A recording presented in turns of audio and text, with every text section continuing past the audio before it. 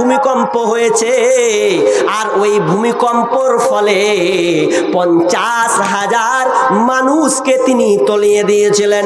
50,000 মানুষ সেখানে আপনার আক্রান্ত হয়েছিল।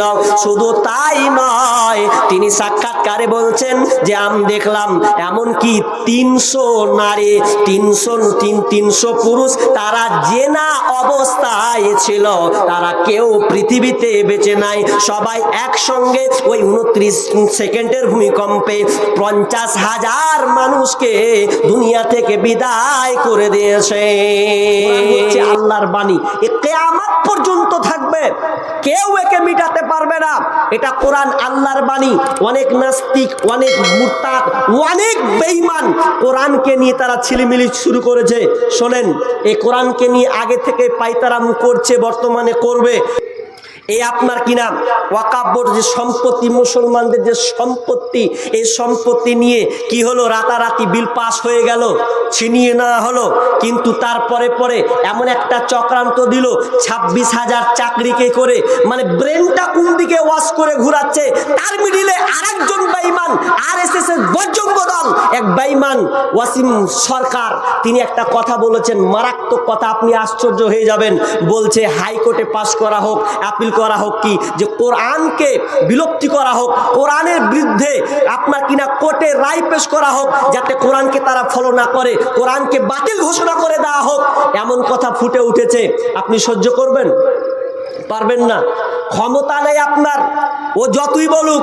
আরে 1985 খ্রিস্টাব্দের সনে তার একটা নাম বেঈমান ছিলেন, চাঁদমল ছোপরা, শীতল সিং নামে 2 জন ভদ্রলোক। এই বেঈমানেরা হাইকোর্টে আপিল করেছিল কোরআনের বিরুদ্ধে, যে কোরআনকে মিটিয়ে দেওয়া হোক। শুধু তাই নয়, কোরআনের পরে পরে বলেছিল বুখারী এবং মুসলিমকে আপনার ডিলিট করে দেওয়া হোক, এখানে প্রকাশিত করা হবে না, মুসলমানদেরকে পড়তে দেওয়া হবে না, ইত্যাদি তারা প্রকাশ করেছিল, কোনো ফায়দা হয়নি। শুধু তাই নয়, আরেকজন বেঈমান সালমান রুশদি, তিনিও বলেছিলেন, তিনি একটি বই লিখেছিলেন, বইটার নাম হচ্ছে দ্য স্যাটানিক ভার্সেস। বইটা হচ্ছে কোরআন হলো শয়তানের কাব্যগ্রন্থ, কোরআন হলো শয়তানের কাব্যগ্রন্থ, নাউজুবিল্লাহি মিন যালিক, এমন কথা তিনি লিখেছেন। শুধু এই লিখতে গিয়ে ইহুদিরা তাকে প্রাইজ দিয়েছিলেন ভারতের টাকা রূপে হিসাবে 2,02,00,000 টাকা পুরস্কার দিয়েছিলেন মোহাম্মদের নাম, মুহাম্মদ সাল্লাল্লাহু আলাইহি ওয়াসাল্লামের নামে। এমন বাজে বাজে মন্তব্য তারা লিখেছিলেন, অনেক চ্যাপ্টার ওই বইটাতে তিনি লিখেছেন, এত খারাপ খারাপ নোংরা কথা লিখেছেন, আল্লাহর ব্যাপারে অনেক খারাপ কথা নোংরা কথা লিখেছেন। আশ্চর্য, জি না, যতই তোমরা পাইতারা করো, কেউ পারেনি। আজকে বর্তমানে যারা কোরআনকে মিটাতে চাই, জীবনে কোনোদিন পারবে না, কারণ এটা আল্লাহর বাণী। এটা কার বাণী? আল্লাহর বাণী। আল্লাহ তাআলা বলছেন, ইন্না নাহনু নাযালনা যিকরা ওয়া ইন্না লাহু লাহাফিজুন। আল্লাহ বলছেন, আমি নিজে, আমি এটা দিয়েছি, আমি এটা পাঠিয়েছি, এটা হেফাজতকারী আমি, রক্ষণাবেক্ষণ আমি নিজেই, পৃথিবীর কেউ এটাকে মিটাতে পারবে না। 1999 সনে তুরস্কে একটা ভূমিকম্প হয়েছিল, মারাত্মক ভূমিকম্প। যেই ভূমিকম্পতে কি হয়েছিল, বিশাল বড় বড় ইসরায়েল বা আপনার কিনা ক্যাপ্টেন, বড় বড় দামি দামি মানুষ, 30 জন করে তারা একটা নাইট ক্লাবে তারা কি করেছে, ড্যান্স করবে, নাচবে তো নাচবে, উলঙ্গ নারীরা নাচবে, ড্যান্স করবে। তো ড্যান্স করতে করতে একজন ক্যাপ্টেন বলছেন, একজন জেনারেল একজন ক্যাপ্টেনকে বলছে, ওই কোরআনটা লিয়াই তো। কি হবে? আরে লিয়াই কোরআনটা। কোরআনটা যখন নিয়ে আসছে, তো কোরআনটা নিয়ে আসতে বলছে, এই সূরা হিজর আছে না, সূরা হিজরটা বের কর, সূরা হিজরটা বের কর। বের করার পর বলছে 9 নম্বর আয়াতটাকে বের করতো। 9 নম্বর আয়াতটাকে বের করে বলছে, কি লেখা আছে? ক্যাপ্টেন বলছে, আমি বলতে পারবো না। মানে টের পেয়েছে যে কোন আয়াতটা আমাকে খুলতে বলছে। সেখানে লেখা আছে, কি লেখা আছে পড়ো। তুমি পড়বে না তো আমি পড়ছি। ইন্না নাহনু নাযালনা যিকরা ওয়া ইন্না লাহু লাহাফিজুন। এই কোরআনে লেখা আছে যে আল্লাহ নাকি কোরআনের রক্ষণাবেক্ষণকারী, আল্লাহ নিজেই কোরআনের রক্ষণাবেক্ষণ করবেন। দেখি আল্লাহর কতখানি পাওয়ার আছে। আজকে কোরআনের পাতা ছিঁড়ব, আর যত ড্যান্সরত মেয়ে উলঙ্গ মদ পান অবস্থায় ছিল, সমস্ত মেয়ের পায়ের তলায় কোরআনের পাতা ছিঁড়ে ছিঁড়ে পায়ের নিচে ফেলছে। আশ্চর্য, অবাক কাণ্ড। ক্যাপ্টেন তো ভয় পেয়ে গেছে, আরে তুমি পাল্লা কার দিকে সঙ্গে দিচ্ছ? আল্লাহর সঙ্গে। তখন বলছে আমি আর এখানে থাকবো না। আমি দেখলাম, তিনি সাক্ষাৎকারে বলছেন যে আকাশটা দেখলাম পুরো নীল বলে কালো একদম ধূসরিত হয়ে গেল, অন্ধকার যেন নেমে আসলো, এমনভাবে নামলো। তো নামতে নামতে তিনি বলছেন মাত্র 29 সেকেন্ডের একটা ভূমিকম্প, মাত্র 29 সেকেন্ডের একটা ভূমিকম্প হয়েছে। আর ওই ভূমিকম্পর ফলে 50,000 মানুষকে তিনি তলিয়ে দিয়েছিলেন। 50,000 মানুষ সেখানে আপনার আক্রান্ত হয়েছিল। শুধু তাই নয়, তিনি সাক্ষাৎকারে বলছেন যে আমি দেখলাম এমনকি 300 নারী, 300 পুরুষ, তারা জেনা অবস্থায় ছিল, তারা কেউ পৃথিবীতে বেঁচে নাই। সবাই একসঙ্গে ওই 29 সেকেন্ডের ভূমিকম্পে 50,000 মানুষকে দুনিয়া থেকে বিদায় করে দিয়েছে। সে আল্লাহ আছে না নাই? এখনো আছে। কোরআনের বিপক্ষে যারা কথা বলছে, লিখছে, এই বাংলাদেশের বড় বড় কটা নাস্তিক হয়েছে, বর্তমানে রানিং এখনো ওরা বেঁচে আছে, বেঈমানগুলা কোরআনের বিপক্ষে এমন এমন কথা বলছে। শুধু তাই নয়, আরে কোরআনের ধারে কাছে যেতে পারবে না। আরে তোমার মতন কি একজন কানাডার বিখ্যাত একজন প্রফেসর, যার নাম হচ্ছে গ্যারি মিলার, তিনি বলেছিলেন যে আমি কোরআনের ভুল বের করে ছাড়বো। কোরআনে আমি যত গ্রন্থ পড়েছি, বাইবেল থেকে শুরু করে প্রত্যেকটা প্রত্যেকটা গ্রন্থের ভুল ধরেছি, তো কোরআনের ভুল বের করতে পারবো না?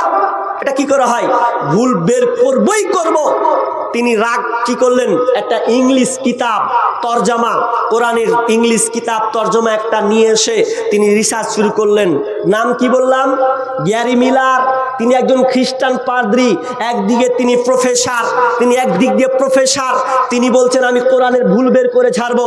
আপনারা ইউটিউবে সার্চ দিবেন গ্যারি মিলার, তার নামটা আপনারা পেয়ে যাবেন। তিনি ইসলাম গ্রহণ করেছেন। যেই লোকটা খ্রিস্টান, যেই লোকটা বলেছিল কোরআনের ভুল আমি বের করে ছাড়বো, তিনি প্রথমেই ক্যাথ হয়ে গেছেন, ধাক্কা খেয়েছেন। কোনখানে জানেন? যখন পড়েছে যালিকাল কিতাবু লা রাইবা ফিহি হুদাল লিল মুত্তাকিন, এই কিতাবে কোনো সন্দেহ নাই, কোনো ভুল ত্রুটি তুমি বের করতে পারবে না।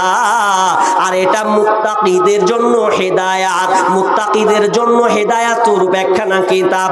অতএব এই কোরআনে কোনো সংশয় নাই, কোনো ভুল তুমি বের করতে পারবে না।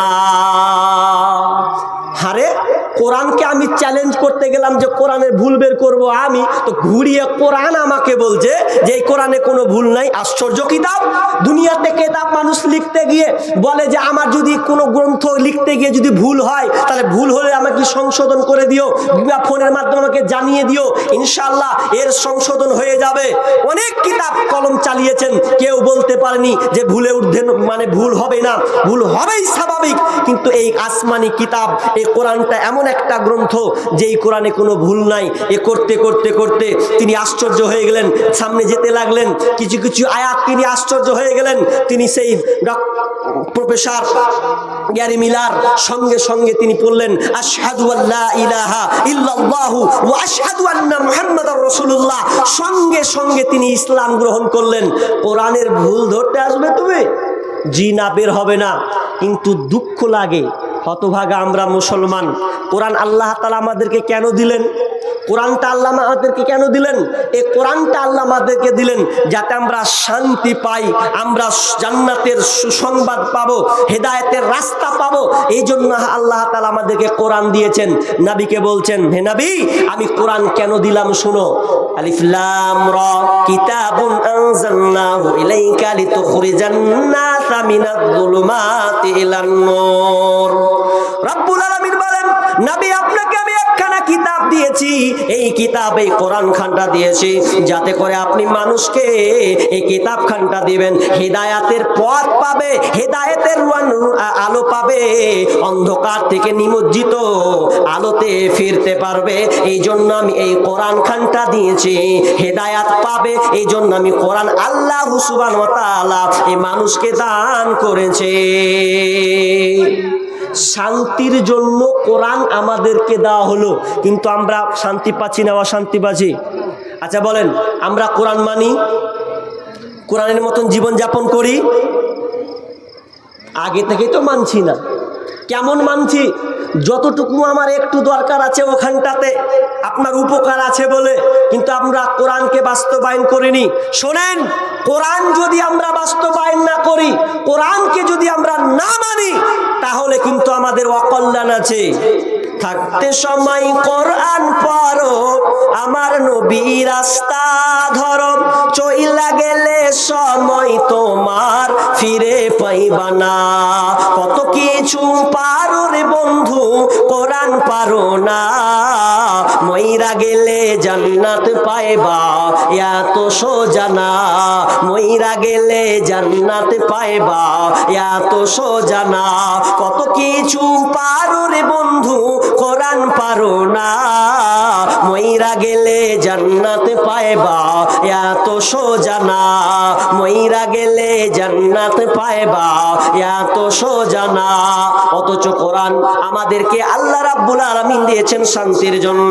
যদি আমরা কোরআনকে পূর্ণভাগে মেনে নিই, তাহলে আল্লাহ আমাদেরকে শান্তি দেবেন। এই শান্তিটা এমন ভাবে আসবে যে আপনি বীরের মতন, বাঘের বাচ্চার মতন আপনি দুনিয়াতে বসবাস করবেন।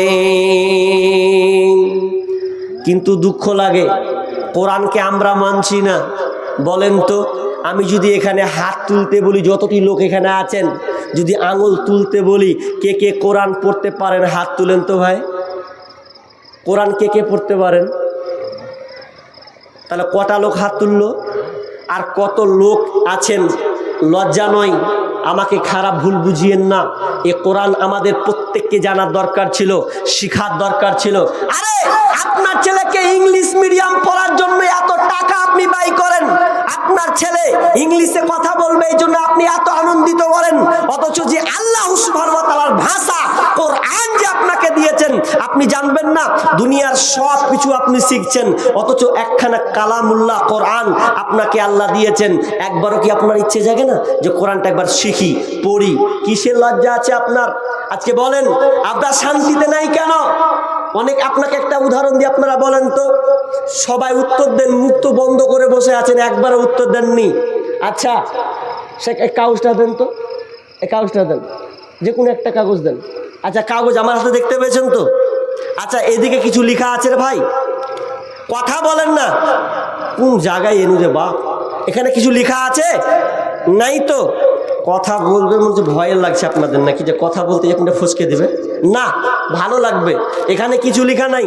আচ্ছা, আমি যদি এখানে এই যে এখানে কিছু লিখছি, আমি এখানে একটা পানি লিখবো, পানি, আকার তন্ত নয় হিসেবে পানি লিখবো।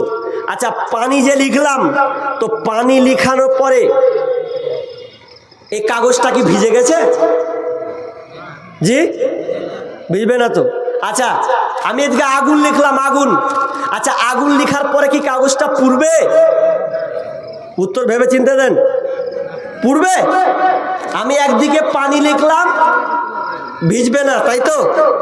আগুন লিখলেও পুড়বে না, তাই তো? তাহলে পানি লিখলে ভিজবে না, আগুন লিখলেও পুড়বে না।